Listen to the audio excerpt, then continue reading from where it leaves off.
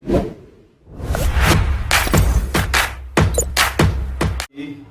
वालेकुम। क्या हाल चाल, उम्मीद करते हैं कि आप खैरियत से होंगे। हमारी दुआ है कि आप हमेशा खुश रहें, हंसते और मुस्कुराते रहें और इसी तरह में अपना प्यार दिखाते रहें। बिल्कुल जी, मेरा नाम मुअज़्ज़म अली, मैं हूं तारिक महमूद। मैं मोहम्मद यूसुफ। तो आज हम जिस वीडियो पर रिएक्ट करने जा रहे हैं, वीडियो का टाइटल है Syed Muzammil Shah Kashmir is the opium of the Pakistani people. तो ये जी पाकिस्तानी लोगों के लिए अफीम है भाई। तो कश्मीर, तो जो वीडियो देखते हैं और अपना रिएक्ट कर देंगे। कॉर्नर करते हैं 3 2 1 video start. The critical patriot देखने वाले सब दोस्तों को खुशामदीद। आज मेरे साथ लाहौर से शरीक गुफ्तगू हैं सैयद मुज़म्मिल शाह। मुज़म्मिल साहब वेल नोन जर्नलिस्ट हैं, कैपिटल टीवी पर शो करते हैं, उसके अलावा जानी मानी सोशल मीडिया पर्सनैलिटी हैं। मुज़म्मिल साहब, मैं आज बात करना चाह रहा हूं कि हम पहले सुनते थे कि पाकिस्तान नाजुक दौर से गुजर रहा है और अब ये सुनने में आ रहा है कि पाकिस्तान इंतहाई नाजुक दौर से गुजर रहा है। तो ये जो है नाजुक दौर से इंतहाई नाजुक तक का जो सफर है, इसको कैसे देखते हैं आप? देखें, ये तो ख़त्म होने का नाम नहीं ले रहा, क्योंकि वो जिस तरह से एक गैरिजन स्टेट कहा जाता है पाकिस्तान को भी, तो उसका सर्वाइवल ही इस बेसिस के ऊपर होता है कि उसने अपने मैसेज को हमेशा इस डिल्यूजन में रखना है कि कोई ना कोई ख़तरा, हमें एग्जिस्टेंशियल क्राइसिस इतना ज़्यादा है ताकि कंट्रोल किया जा सके मैसेज को। इसके अलावा जो एजेंडा पुट इन करना होता है लोगों के दिमागों के अंदर, वो आसान हो जाए, क्योंकि क्राइसिस का जब आप खौफ दिलवाते हैं लोगों को, तो उसके बाद फिर उन्हें कंट्रोल करना इतना मुश्किल नहीं रहता। तो आजकल ये कहना गलत होगा कि क्राइसिस नहीं है, बिल्कुल है, बहुत संगीन मसाइल हैं। लेकिन जो 70 साल से जो तारीखी पस मंज़र की आपने बात की है, उसमें जो बेशतर औक़ात जो नाज़ुक मोड़ की सियासत होती है, वो इसीलिए होती है कि कुछ चेंजेज़ हुकूमत के अंदर, स्टेट क्राफ्ट के अंदर किए जा सकें और क्वेश्चन ना हो और उसका जवाब तलाश किया जाए। बेशक वो सिक्योरिटी की बुनियाद पर हो, इकॉनमी की बुनियाद पर हो, सियासी खलफशार की बुनियाद पर हो। तो नाजुक मोड़ जो है वो फ़ायदा हुक्मरान क्लास को ही देता आया है हमेशा से, और अब भी ऐसे ही कर रहा है। तो क्या क्या बड़ी बड़ी गलतियां की हमने जिसकी वजह से हम इन इन हालात को पहुंचे हैं कि आज हमारे 2.5 करोड़ बच्चे स्कूलों से बाहर हैं, हमारा पासपोर्ट जो है it is one of the most worthless. तो ये जो चीज़ें हैं, क्या हमारे हुक्मरान तबके जो हैं, हमारे एम्बेसडर्स, हमारे एकेडमिक्स, हमारे जनरल्स, उनको एहसास नहीं है इन चीज़ों का कि हम कितना पीछे रह गए हैं बाकी दुनिया से? देखें, इसको वो अंग्रेजी में कहते हैं ना इंटेलेक्चुअल ड्वार्फिज्म, यानी कि दिमागी तौर पे इतना माइन्यूट सोचना कि आप असल प्रॉब्लम्स को आइडेंटिफाई ना कर सकें। अब आप जो एक एफर्ट कर रहे हैं वो भी यही है कि जो भी नाज़रीन हैं आपके जहाँ भी बैठे हुए हैं, वो इस बात को समझें कि असल मसाइल हैं क्या। तो गलतियों की अगर हम इसको रूट तलाश करें, तो पहले तो पार्टीशन के फ़ौरन बाद जो लैक ऑफ क्लैरिटी थी, सबसे बड़ी गलती तो वही है ना कि हमने जाना किधर है वही क्लियर नहीं है। करारदाद मकासद ने कोई और रंग दिया मुल्क की समत को। इसके अलावा एक तबका ऐसा है जो जना साहब को 11 अगस्त की तकरीर कोट करके कहता है कि डायरेक्शन कुछ और थी, डी ट्रैक हो गया पाकिस्तान। तो एक तो डायरेक्शन का इल्म ही नहीं है। 1935 के जो गवर्नमेंट ऑफ इंडिया एक्ट है, उसके तहत हम चलते आए 10-15 साल। उसके बाद में कॉन्स्टिट्यूशन आया, एक के बाद एक कॉन्स्टिट्यूशन आया। उसमें भी कभी रिपब्लिक ऑफ पाकिस्तान लिखा हुआ है, कभी इस्लामिक ऑफ रिपब्लिक लिखा हुआ है, तो उसमें भी क्लैरिटी उस तरह की नहीं थी। लेकिन मैं समझता हूँ कि फॉरेन पॉलिसी और मुल्की सियासत में आइडियोलॉजी को मिक्स करना सबसे बड़ी गलती थी। इसकी वजह से हम यहाँ तक पहुँचे हैं। और 1965 का जो जंग का मार्का पाकिस्तान ने मारने की कोशिश की जिब्राल्टर से, रॉट वहाँ से शुरू होता है, सारी गंदगी का जो है ना वो आगाज़ वहाँ से स्टार्ट होता है कि एक आप so called decade of development जो हम कहते हैं अयूब खान साहब के दौर में, बेशक वो सीटो सेंटो साइन करने के बाद शुरू हुई, अमेरिकी डॉलर आने के बाद शुरू हुई, लेकिन उसको परसिस्ट करवाया जा सकता था, उसको एक अच्छी डायरेक्शन दी जा सकती थी। लेकिन हमने जाके वहाँ मास खोल दिया और उसके बाद में इंटरनेशनल कम्युनिटी भी स्केप्टिक हो गई कि इस मुल्क की कमिटमेंट्स क्या हैं हमारे साथ। ये हमें हमसे पैसे तो ले लेते हैं, लेकिन उसको जहाँ पर ये जो स्पेंड करते हैं वो बिल्कुल काउंटर प्रोडक्टिव चीज़ें होती हैं। तो उन्होंने भी अपना हाथ खींचना शुरू कर दिया और हमारे यहाँ पे जंग से इकोनॉमी को ऐसा नुकसान पहुँचा कि वो बाद में चला ही आ रहा है। और अभी आप देख लीजिए जितने फॉरेन पॉलिसी डिसीजंस हैं और डोमेस्टिक पॉलिटिक्स के अंदर जितनी गलतियाँ की, वो सिर्फ इसीलिए की कि एक आइडियोलॉजी को एनफोर्स करने की कोशिश की। तो अगर तो दिमागी तौर पे क्लैरिटी बेहतर होती, पता होता कि हमारा मकसद क्या था इस कौम को बनाने का, जो कि अब तक नहीं पता किसी को। हुसैन हक्कानी साहब भी लिखते हैं कि मुस्लिम लीग की टॉप टियर लीडरशिप में से अक्सरियत को पता ही नहीं था कि पार्टीशन के बाद करना क्या है। तो नज़र अभी तक वही आता है कि हर किसी का अपना विजन है पाकिस्तान का और कंसेंसस ही नहीं है। किसी एक रूल ऑफ लॉ के ऊपर भी कंसेंसस नहीं है। कोई कहता है कि शरिया के तहत पाकिस्तान को चलना चाहिए, कोई कहता है कस्टमरी लॉ होना चाहिए, कोई कहता है कि ट्राइबल कल्चर होना चाहिए। तो किसी भी एक कॉन्स्टिट्यूशन पे, एक रूल के ऊपर कोई कंसेंसस नहीं है। इसी वजह से आज तक हम भटक ही रहे हैं और जो मीनिंग क्राइसिस है इस कौम का वो खत्म नहीं हो रहा। मुजम्मिल साहब, आपने जो बात की उससे टाइम्स ऑफ इंडिया का वो कार्टून मेरे जहन में आता है जो अगस्त 47 में छपा, जिसमें जिन्ना साहब अपने 3-4 साथियों के साथ खड़े हैं और उनसे कह रहे हैं कि now that we have got a country of our own, what should we do with it. तो इस तरह के जो मसाइल हैं बहुत शुरू से थे, और आपने देखा होगा कि ऑब्जेक्टिव रेजोल्यूशन के बाद एक बेसिक प्रिंसिपल्स कमेटी बनी थी। उन्होंने जो अपनी रिकमेंडेशंस दी उससे इतना हंगामा शुरू हुआ कि वो फिर शेल्फ करनी पड़ी। तो आप ये मुझे बताइएगा कि फॉरेन पॉलिसी के लिहाज से क्या क्या बड़ी गलतियां हुई।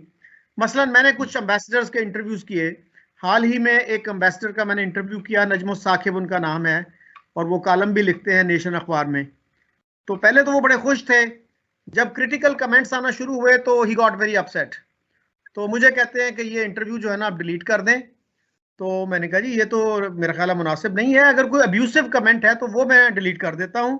कहते नहीं, अब्यूसिव तो साइबर लॉ के तहत भी हो जाएगा, तो आप जो है ना ये सारा इंटरव्यू ही ख़त्म कर दें और इसको दोबारा करें।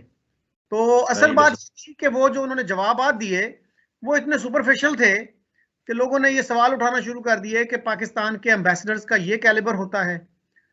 तो इस तरह के जो मसाइल आते हैं, आपके क्या तजुर्बात रहे हैं सोशल मीडिया के हवाले से? देखिए, उसमें सोशल मीडिया के हवाले से तो यही है कि उस पर तो इतनी पोलराइजेशन है कि आप जैसे ही कोई क्रिटिकल स्टांस लेते हैं तो या आपको एंटी पाकिस्तान का ठप्पा लगा देते हैं, या आपको कहते हैं आप एंटी स्टेट हैं, या फिर आप मजहब बेजारी का इल्ज़ाम लगता है आपके ऊपर अगर आप सेकुलरिज्म की बात करें, जिसका ताल्लुक उस तरह से नहीं है, वो सिर्फ एक पॉलिटिकल डॉक्ट्रिन है, लेकिन उसको एथिज्म से मिक्स किया हुआ है यहाँ पे लोगों ने। तो वो इसीलिए कि सोशल मीडिया के ऊपर फ्लैग बहुत आता है, वो तो आता रहता है, लेकिन जो आपने बात की मैं समझता हूँ बड़ी डिसअपॉइंटिंग है, क्योंकि फॉरेन ऑफिस में वो लोग जाके सर्व करते हैं जो सो कॉल्ड हमारी इंटेलिजेंसिया होती है, जो CSPs, जो बेस्ट माइंड्स जिनको कहा जाता है पाकिस्तान के, वो जाकर सर्व करते हैं। तो अगर उनकी ये हालत है तो आम आदमी का आप अंदाजा लगा लें क्या होगी। क्योंकि मैं मेन स्ट्रीम में काम करता हूँ और मेरे पास भी मिनिस्टर्स भी आते हैं, इसके अलावा जो है वो कैबिनेट के लोग भी आते हैं और लोग भी आते हैं। तो जब भी उनसे बात होती है, यही मेरी भी कंक्लूजन है जो आपकी है कि एक सुपरफिशियलिटी बहुत ज़्यादा है उनके अंदर, इंसाइट नहीं होती और पढ़ा ज़्यादा नहीं होता, लेकिन ओहदे उनको दे दिए जाते हैं बगैर किसी बुनियाद के ऊपर। तो इसीलिए फॉरेन पॉलिसी की जो गलतियों की आपने बात की उसकी तो लंबी तारीख है, और वो वहीं से उसका आगाज़ होता है जब हमने एक वेस्टर्न विंग में जाकर बैठ तो गए थे हम, जब हमने सीटो सेंटो साइन किया और हमने एड भी उनसे ले ली, लेकिन हिंदुस्तान से उसको अगर हम कंपेयर करें तो हिंदुस्तान नॉन अलाइन मूवमेंट का पार्ट बना था NAM का, और NAM का फ़ायदा उनको ये हुआ कि उन्होंने अपनी एलिजेंस शो नहीं की, एक मेजर वॉर में कोई भी साइड नहीं ली, और उसका फ़ायदा ये हुआ कि दोनों से ताल्लुकात को भी मेंटेन किया, रशिया से भी ट्रेड की, अमेरिका से भी की, और आज तक करते आ रहे हैं। लेकिन हमने यहाँ पे, आपको भी इल्म है कि बड़ा बीर एयरपोर्ट से एक U2 उड़ा था जो वहाँ जाकर सर्वेलेंस करता रहा, तो हम खुलकर सामने आ गए और हमने कहा कि जी हम आपके साथ नहीं हैं, हम इनके साथ हैं। तो ऐसी जो पार्टिजन फॉरेन पॉलिसी होती है उसका नुकसान हमारी तरह की रियासतों को बहुत होता है। या तो आप कोई बहुत बड़ा सुपर पावर होना तो फिर आप कोई साइड ले भी लें तो आप वो अफोर्ड कर लेते हैं, लेकिन पाकिस्तान उस टाइम अफोर्ड नहीं कर सकता था, क्योंकि यही रूस था जो स्टील मिल का प्रोजेक्ट लगा रहा था पाकिस्तान के अंदर कराची में, और भी डेवलपमेंट प्रोजेक्ट्स थे जो कि नहीं हो सके उस वजह से। आज तक आप रशियन तेल की बात करते हैं, लेकिन चूंकि बैकग्राउंड आपका बड़ा जो है ना वो हॉस्टाइल रहा है रूस के साथ, तो अभी तक रिलेशन उस तरह के नहीं हो पा रहे जो हिंदुस्तान के हैं। पहली गलती वो कह लीजिए। इसके अलावा एक तो वही बात के जो आइडियोलॉजिकल प्रोजेक्ट है पाकिस्तान की फॉरेन पॉलिसी का, वो इतना ज़्यादा काउंटर प्रोडक्टिव है कि उसमें हम जो है वो बिहेव करते हैं एक अरब स्टेट की तरह, जबकि ताल्लुक हमारा सेंट्रल एशिया से या फिर अगर कहा जाए मिडल ईस्ट से उस तरह से नहीं है। तो हम अपनी रूट्स को भूल जाते हैं। सबसे बड़ा नुकसान इस पॉलिसी का ये होता है, जो हमारी फॉरेन पॉलिसी मैं समझता हूँ कि ब्लंडर है, वो ये है कि हिंदुस्तान का ट्रेड बॉयकॉट। क्योंकि मैंने भी मुजम्मिल असलम साहब जो कि PTI के इकोनॉमिक मैनेजर रह चुके हैं, आगे भी होंगे, उनसे सवाल किया कि हिंदुस्तान से ट्रेड करने के बारे में क्या ख्याल है। उन्होंने कहा हो ही नहीं सकती, जब तक कश्मीर का मसला है, ये तो बहुत ज्यादती होगी पाकिस्तान के नजरिए के साथ अगर हम ये करेंगे तो ये विजन है उन लोगों का जिनके हाथ में हम मुल्क सौंपने की तैयारी करके बैठे हुए हैं, कि एक बॉर्डर के ऊपर आपकी अफगानिस्तान से लाखों डॉलर रोज का स्मगल हो रहा है, गंदम स्मगल हो रही है, चीनी स्मगल हो रही है, लेकिन हिंदुस्तान का वाघा बॉर्डर बंद पड़ा है, वहां से कोई ट्रेड नहीं हो सकती, चाहे लोग भूखे मरते रहे यहाँ पे। तो इस फॉरेन पॉलिसी की जो आइडियोलॉजिकल टॉक्सिसिटी है, उसकी वजह से हम एक बॉयकॉट करके बैठे हुए हैं हिंदुस्तान का, जिसका उनको कोई नुकसान नहीं है, आपको है। लद्दाख में चीन और हिंदुस्तान की जंग चल रही है, उसके बावजूद ट्रेड होती है, लेकिन हमारी फॉरेन पॉलिसी का सबसे बड़ा ब्लंडर मैं समझता हूँ यही है कि अच्छा आइडियोलॉजी की बेसिस पे। जी, मुजम्मिल असलम की आपने बात की, तो क्या आपने उनको फिर क्वेश्चन किया कश्मीर पे कि इसका क्या सोल्यूशन है और ये मसला पैदा कैसे हुआ? मसलन जी एम्बेसडर जिनकी मैं बात कर रहा हूँ, नजमुस साकिब, तो उन्होंने उनसे बात की, इंडिया पाकिस्तान रिलेशंस की बात की, तो उन्होंने खुद ही कश्मीर की बात कर दी और वो कह रहे थे कि जी हमारा जो स्टांस है ना, उसको हिस्ट्री भी सपोर्ट करती है, उसको पार्टीशन का प्रिंसिपल भी सपोर्ट करता है। उस पर जब मैंने उनसे ये कहा कि जूनागढ़ की एक्सेशन फिर क्यों कबूल की गई, अगर उसूल ये था कि जो मुस्लिम मेजॉरिटी एरियाज हैं वो पाकिस्तान का हिस्सा होंगे जो कंटिगुअस है, तो जूनागढ़ तो कंटिगुअस भी नहीं था, मुस्लिम मेजॉरिटी भी नहीं थी, and he had no answer. और मैंने उनको कोट किया, एक फॉर्मर एम्बेसडर हैं शाहिद अमीन, उन्होंने किताब लिखी है फॉरेन पॉलिसी पे, उन्होंने ये लिखा कि हमारा जो स्टैंस था जूनागढ़ पे, it eroded Pakistan case on Kashmir, पीछे क्या रह जाता है फिर। तो इस तरह की सुपरफिशियल आर्ग्यूमेंट्स उन्होंने दिए, लेकिन मैं अपने देखने वालों से ये कहूंगा कि प्लीज जब आप कमेंट करें तो उसको पोलाइट रखा करें, उसको सिविल रखें, उसको रूड ना बनाएं, उसको गाली गलोच ना बनाएं। और गाली गलोच से जो है आपकी बात का वजन बढ़ता नहीं है, कम हो जाता है। तो मुजम्मिल असलम से आपने इस तरह की कोई क्वेश्चन आगे नहीं किया कि कश्मीर का मसला किन लाइंस पे हल होना चाहिए? What is the practical solution, what is the pragmatic solution to the Kashmir issue? मैं समझता हूँ किसी के पास, इनके पास नहीं है। मैंने उनसे ये सवाल किया कि ये कश्मीर के ऊपर नेगोशिएशंस के बारे में फिर आप क्या विजन है, तो उन्होंने यही कहा कि सबसे पहले जो आर्टिकल 370 और 35A है, उस पर जो हिंदुस्तान ने एडवांसमेंट की है वो वापस करनी पड़ेगी, उसके बाद गुफ्तगू का आगाज होगा। तो आप ये देखिए कि अपनी सेल्फ वर्थ को इतना ज्यादा हाइप देना कि हम जो कह रहे हैं वो अगला करेगा, उसके बाद बात शुरू होगी, एक लंबी तारीख है इसकी। क्योंकि ताशकंद के अंदर भी आपने बायलैटरल इशू तस्लीम कर लिया इसको, 1948 की रेजोल्यूशन के अंदर जो यूएन में लिखा हुआ है कि आपने पहले डीमिलिटराइज करना है, वो कभी नहीं हो सका। इसके अलावा 3-4 जंगें भी लड़ ली, सब कुछ करके देख लिया। जूनागढ़ की जो आपने मिसाल दी, उसमें 80% पॉपुलेशन वहाँ की हिंदू थी, लेकिन चूंकि वहाँ का जो नवाब था उसने आपके हक में फैसला किया, तो आपने उस केस को तो एक्सेप्ट कर लिया। वो और बात है कि नेहरू साहब ने बाद में आर्मी भेज के वहाँ पे तो उसके वहाँ पर ऑपरेशन कर दिया, लेकिन हमने वही आपसे एग्री करूंगा कि हमने अपना केस तो खराब कर लिया। एनालॉजी कैसे बनाएंगे?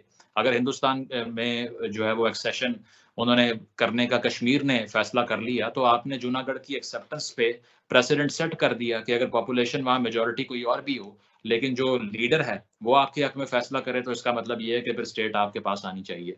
तो एक पूरी तारीख है गलतियों की, और विजन किसी के पास नहीं है। इन जो मेन स्ट्रीम सियासी पार्टियां हैं, अभी बिलावल भुट्टो साहब का बयान देख लीजिए, मुझे हैरानगी हुई है सुनकर कि वैसे कहने को एक लिबरल पार्टी है, एक सेकुलर पार्टी है, एक ऐसी जमात है जो थोड़ी सी सेंटर लेफ्ट की जमात कहलाती है, वो जाकर जी बुचर ऑफ गुजरात कह रहे हैं। आप बेशक कहते रहें, मैं ये नहीं कह रहा कि नहीं कहना चाहिए या क्या करना चाहिए, but he is the prime minister of a country for you, he is not a man.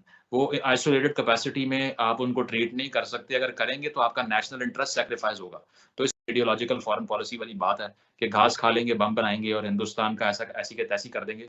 जब तक इतनी हॉस्टिलिटी यहाँ पर रहेगी, ये खित्ता जो है तरक्की नहीं कर सकता। आप बार बार साग कॉन्फ्रेंस का बॉयकॉट करते हैं, कोई टॉक्स होने नहीं देते, और मसला सिर्फ और सिर्फ जो है वो आइडियोलॉजिकल है। जी, पिछले दिनों मैंने एक ऑनलाइन मैगजीन के एडिटर साहब का इंटरव्यू किया, तो वो डायरेक्टली या इनडायरेक्टली बिलावल के इस बयान की सपोर्ट कर रहे थे कि जी चूंकि हमारे रिलेशंस इतने खराब हैं तो इस तरह की टेट फॉर टैट चलती है। तो मैंने उनसे अर्ज किया कि क्या आप हालात को खराब करना चाहते हैं? तो फिर इमरान खान का मैंने रेफरेंस दिया कि उन्होंने किस तरह की लैंग्वेज इस्तेमाल की प्राइम मिनिस्टर मोदी के बारे में। तो वो कहने लगे आप इमरान खान को क्यों सीरियस लेते हैं? तो मतलब आप भले सीरियस ना लें, इंटरनेशनल कम्युनिटी तो सीरियस लेती है ना, वो तो उनको पाकिस्तान का प्राइम मिनिस्टर समझती है ना। तो प्राइम मिनिस्टर की बात को अगर कोई सीरियस नहीं लेगा तो किसकी बात को सीरियस लेगा? और फिर मैंने कहा जी भुट्टो साहब के बारे में क्या ख्याल है? अगर इमरान खान को फॉरेन पॉलिसी की नाइसिटीज का नहीं पता, तो क्या भुट्टो साहब को भी नहीं पता था? उन्होंने भी तो कहा था ना 1000 साल तक जंग लड़ेंगे। और ओरियाना फलाची को जो इंटरव्यू दिया था उन्होंने, उसमें इंदिरा गांधी के खिलाफ काफी अनडिप्लोमेटिक लैंग्वेज इस्तेमाल की, और फिर जब शिमला कॉन्फ्रेंस करीब आई तो फिर अपने एम्बेसडर्स को भेजा कि जाओ पता करो, वो अफ्रीका में थी कहीं, कि उसको पता करो और उससे रिक्वेस्ट करो कि वो इंटरव्यू के वो हिस्से जो है ना वो निकाल दे जो जिसमें भुट्टो साहब ने इंदिरा गांधी के बारे में बात की।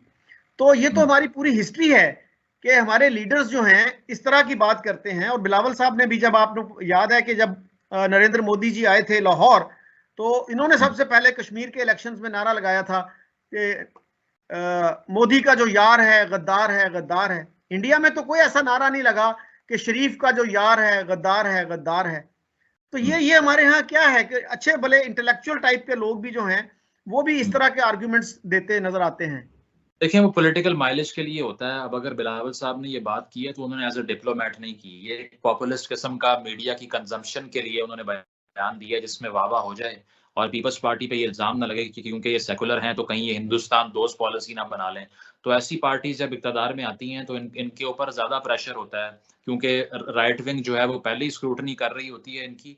तो इस खौफ में कि कहीं हमारे ऊपर ये ठप्पा ना लग जाए कि हम हिंदुस्तान से दोस्ती की बात करेंगे, तो वो मजीद पॉपुलिस्ट हो जाते हैं, वो मजीद कन्फ्रंटेशनल एटीट्यूड अपना लेते हैं। और जिस तरह से ये बयान दिया गया इसमें डिप्लोमेटिक वैल्यूज को मलहूज़े खातिर नहीं रखा गया। इंटरनेशनल स्टेज के ऊपर आप ये नहीं देखते कि एक फर्द आपके सामने जो बैठा हुआ है इसकी हिस्ट्री क्या है, आप उसको एज अ रिप्रेजेंटेटिव देखते हैं एक दूसरी नेशन का, और एज अ नेशनल रिप्रेजेंटेटिव उसकी रिस्पेक्ट करते हैं। लेकिन सिर्फ ये कह देना कि चूंकि आपने ये कर रखा है, आपने वो किया है, तो इससे नेशनल इंटरेस्ट को नुकसान पहुंचेगा। वो और बात है कि आप अगर ये चाहते हैं कि आपको वोट मिल जाए इस बुनियाद पे और मीडिया में वाह और तारीफें और तालियां बज जाएं, तो वो तो बज जाएंगी। ट्विटर के ऊपर भी बहुत तारीफ हुई बिलावल साहब की, और जगहों पर भी हुई इस वजह से, लेकिन उसके जो फार रीचिंग इफेक्ट्स होते हैं वो यही होते हैं कि फिर इस तरह बर्फ पिघलती नहीं है, इस तरह दीवारें बनती हैं। और दीवारें बनने से ये हुआ है कि हमने अपने आप को इंटरनेशनली आइसोलेट कर लिया है। अब $1 अरब हमें चाहिए और भीख मांगते हुए पूरी दुनिया में फिर रहे हैं। कल IMF के साथ नेगोशिएशन का आखिरी दिन था, कोई डेवलपमेंट उसमें सामने नहीं आई, और दिन ब दिन महंगाई बढ़ रही है। डॉलर जो है वो पीक जो है वो आसमान तक पहुंच चुका है, इतना महंगा हो गया। तो इस सारी सूरत हाल को देखते हुए करना ये चाहिए था कि आप अपने खित्ते के अंदर एक दोस्ती की फजा कायम करें। चलें जी, वीडियो स्टॉप कर दी। वीडियो काफ़ी लंबी थी और भाई साहब इतनी वीडियो लंबी हो जाए तो वो काफ़ी प्रॉब्लम हो जाती है। हमारे पास इंटरनेट की भी प्रॉब्लम है और भी बहुत सारी प्रॉब्लम्स होती हैं।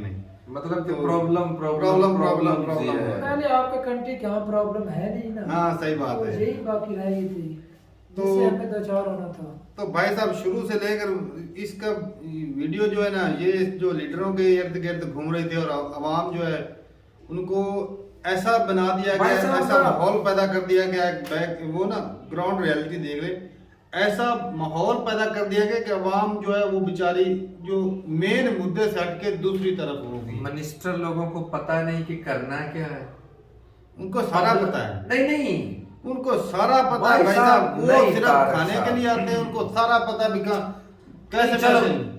लेकिन मुल्क के लिए तो क्या, मुल्क के लिए उनको कोई देशभक्ति नाम की कोई उनके खून में चीज हो। रिश्वत के लिए तो वो आते हैं, बिल्कुल मैं मान रहा हूं। रिश्वत के लिए कैसे अब भूखे नंगे से भी वो लूट रहे हैं, तो फिर उनके दिमाग तेज नहीं है।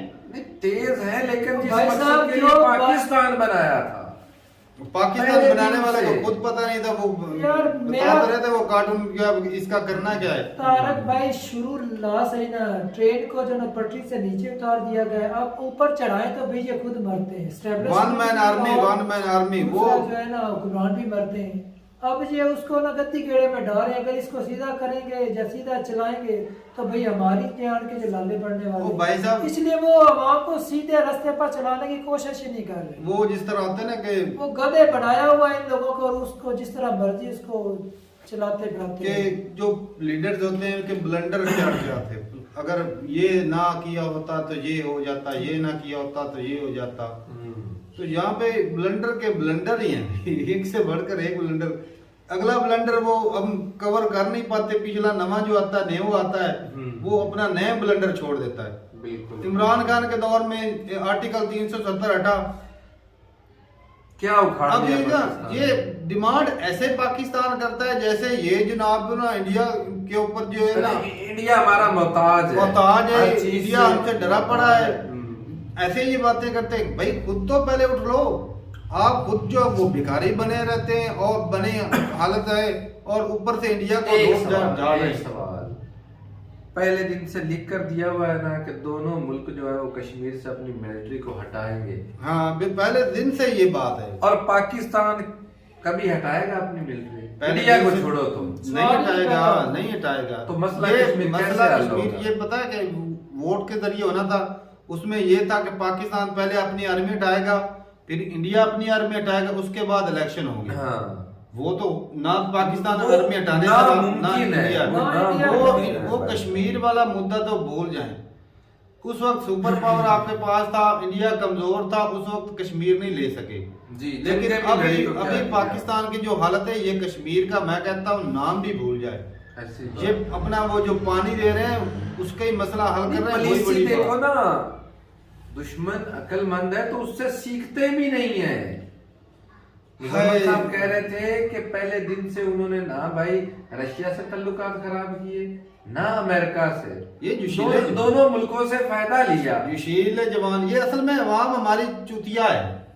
आज यकीन मानो। रशिया के वो क्रूड पता है ऑयल की क्या? बातें करते हैं ना सारे लीडर, शहबाज शरीफ भी करता है, खान साहब भी करते हैं।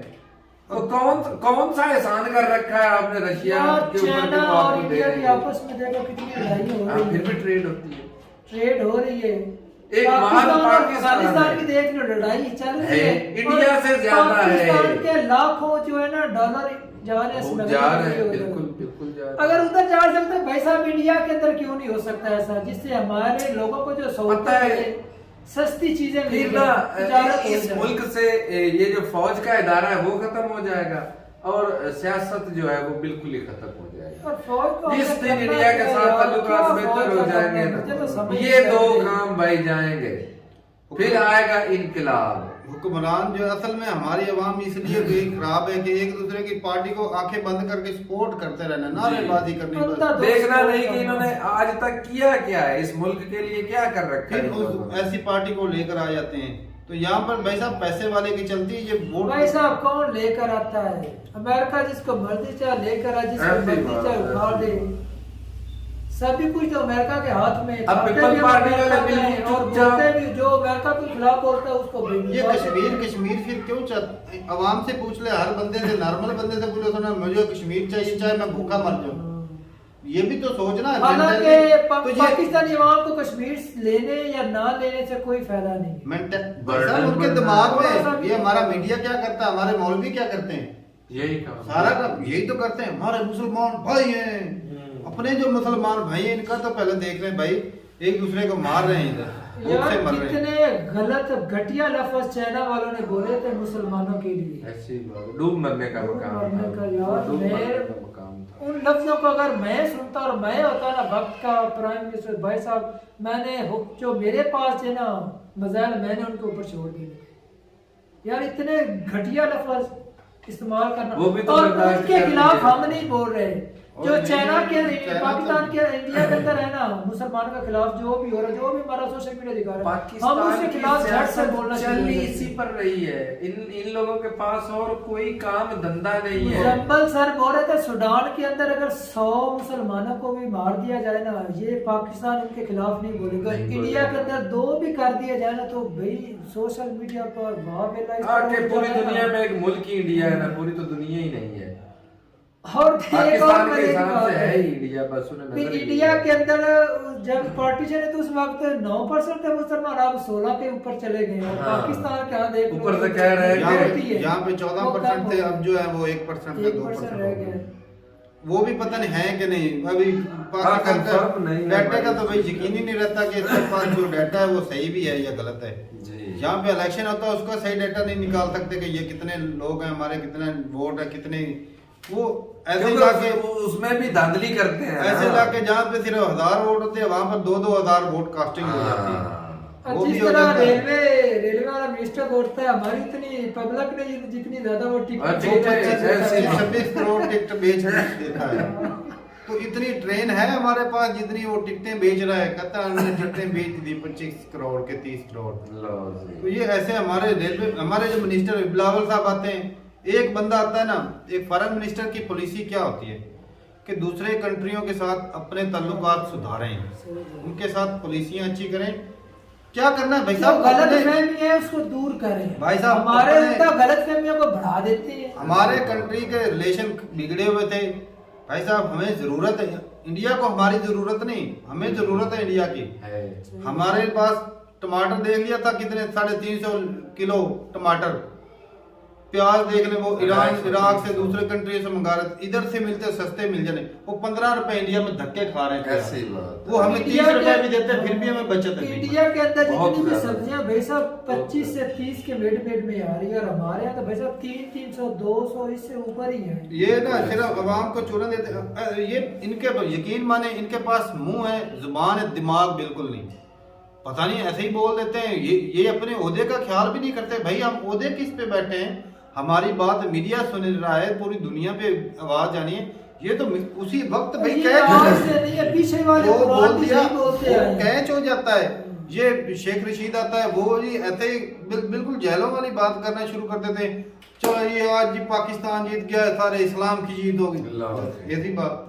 हमारे पास पाव वाले बम है, आधे पाव वाले, किलो वाले भाई साहब। ये ऐसे नहीं। ऐसे लोगों को मिनिस्टर बना, बिल्कुल नहीं। यार ऐसे लोग मिनिस्टर बनने के काबिल, मैं कहता हूँ ये तो सरकारी मुलाजम रखने के काबिल नहीं है। बिल्कुल जी। जिनको ये हमारे लीडर लेकिन बना देते यहाँ का हैं, जिनको कानून है ना बात भाई करने साहब के कि सेंस ही नहीं है। Might is right, might is right. जो पावर में है वो जो बोलते हैं भाई, वो तो भाई साहब इमरान खान जो सर, जिस उनके तरह बोलने से भाई साहब पब्लिक वोट तो उनको दे देती, लेकिन इंटरनेशनल तौर पे पाकिस्तान हमारी वैल्यू क्या है? इमरान खान था ये- पासपोर्ट की देख लो क्या अब value देख है। ले, इमरान कहता है वो कत्ल इराक करता है, अमेरिका की साजिश है। तो साजिश है तो फिर ऐसे क्या कर लेना है? ये इतनी लेटर उठा के क्या कर लिया? कुछ भी नहीं। सिर्फ और सिर्फ अपने मुल्क की लाती खराब जब की। उन्होंने चाहा आपकी हुकूमत को ये बदला बोला देते, कि जब चाहे बस बदल सकते हैं। आप रोक तो नहीं आर्मी पाएंगे। सारी उनके हाथ में। हाँ। और हमारा कोई मिनिस्टर कोई उसको बोला जाए ना कश्मीर का मुद्दा आप कैसे हल करेंगे, वो उनका पहला क्वेश्चन ये होता है भाई साहब जब तक 370 नहीं ना वापस तो वो उस वक्त जब आप आप बातचीत अपनी ही आर्मी करेंगे, वापस ना नहीं ये लाएंगे तो मेरे पास आइडिया है भाई साहब किस तरह कश्मीर ले सकते हैं वापस। अपनी इकॉनमी है वो 30-40 ट्रिलियन की कर लो, तब जाके ले सकते हैं। इंडिया की कम हो, आपकी इकॉनमी बहुत ज्यादा हो, जी। तब हो सकता लेकिन है। ऐसा वरना नामुमकिन है, जो है कैसे ना, करेंगे जिस आप? तरह तो फिर वो भी नामुमकिन ही है। तो ये भाई नामुमकिन ही है। फिर उसको छोड़ना चाहिए भाई साहब। छोड़ मैं दें खाली भाई यही साहब। है। मैंने कहा है कि अगर भाई उसको छोड़ेंगे तो भाई साहब पाकिस्तान से सियासत भाई खत्म हो साहब जाएगी। जियो और जियो जीने दो, रूल ये लफ्ज पकड़े खत्म कर देंगे ना और तो कहें कि भाई साहब जो हमें सियासत पानी खत्म मिल हो रहा है भाई जाएगी। साहब खुदा के नाम पे वो पानी आने दे, उसके बदले अगर कोई 4 पैसे लेने वो भी लेते रहे, पानी आने दे, बाकी आराम से भाई ट्रेड चलने दे। जब भाई तकड़ा होगा फिर ले लेंगे अगर हिम्मत हुई तो। बल्कि अभी हमें कश्मीर की क्या जरूरत है, हमसे तो अपने 4 सूबे ये भी नहीं संभाले जा रहे। ऐसी बात है। अपने लोगों का खाना पूरा आता नहीं, कश्मीर आ जाएगा उसकी पॉपुलेशन और हमारे ऊपर बर्डन आ गए, वो कहेंगे हम टैक्स नहीं देंगे, हमें सब्सिडी उतार। साफ जहर है, भाई साफ साहब जहर उधर है। से लिथियम निकला है और निकला है तो फिर क्या करें, वो हमसे नहीं निकलता। हमारे यहाँ सोना इतना निकल रहा महंगा है, है। सोना निकल सोना, रहा है, इधर से। लिथियम से ज्यादा महंगा है ना। तो ठीक वो भी है तो भाई, सारा चेहरा ही लेकर ठीक के है आता भाई, है। अपनी राय जरूर बताइए कमेंट सेक्शन में। अगली पार्ट बोलेंगे तो उस पर भी हो जाएगा रिएक्शन। ठीक है, मिलते नहीं वीडियो के साथ, तब तक के लिए इजाजत दें। अल्लाह हाफिज़।